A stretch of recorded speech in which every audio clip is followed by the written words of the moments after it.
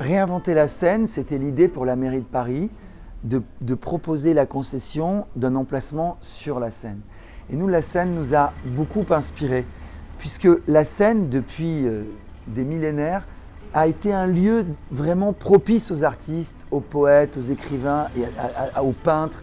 Donc c'est un lieu vraiment plein de poésie et plein de charme et extrêmement symbolique de Paris. Donc venir mettre de l'art sur la Seine, sur l'eau, c'était absolument génial. Permettre à des artistes de faire des résidences. On est au cœur de l'exposition de Soon. Soon, c'est une artiste américaine qui rend hommage à des communautés. Elle a beaucoup voyagé dans le monde entier dans sa carrière et elle rend hommage à des communautés dans le monde entier.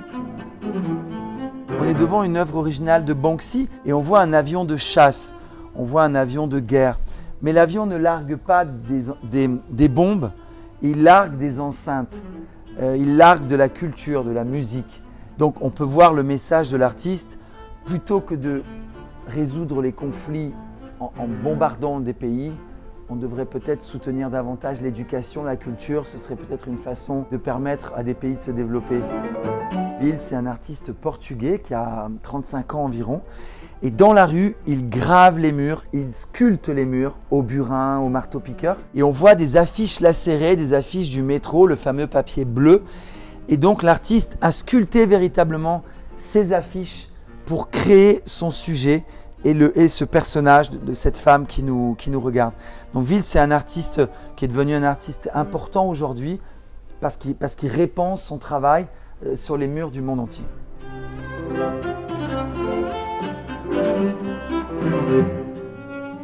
Dran est un artiste toulousain qui a une quarantaine d'années aujourd'hui et cette œuvre est assez fascinante parce qu'elle parle vraiment des deux courants du mouvement, du graffiti, de la pratique du lettrage, de la pratique qu'on appelle vandale dans la rue et de la pratique du street art incarné par ce personnage Monsieur Propre. Donc on a vraiment le clash entre le graffiti et le street art, la pratique vandale et la pratique, je dirais, plus artistique, plus institutionnelle. Et donc l'artiste là a joué avec ça, puisqu'on voit ce Monsieur Propre, Mr. Clean, qui est en train de décaper le graffiti avec son liquide détergent.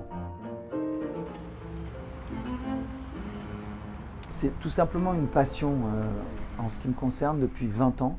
Quand je suis arrivé à Paris, j'ai été fasciné par les œuvres dans la rue. Et j'ai pensé que c'était un moyen vraiment incroyable pour démocratiser l'art. Le fait d'avoir des murs peints, des œuvres d'art dans chaque coin de rue, mais ça permet aux enfants, aux riches, aux pauvres, aux jeunes, aux vieux, aux hommes, aux femmes, à des gens du monde entier de s'approprier de l'art, d'avoir un accès à l'art. Et c'est ça que je trouvais formidable, c'est ça qui me fascine dans ce mouvement. Une démocratisation absolue d'un accès à l'art et aussi des valeurs que l'art transporte, d'humanité, de tolérance, d'ouverture d'esprit.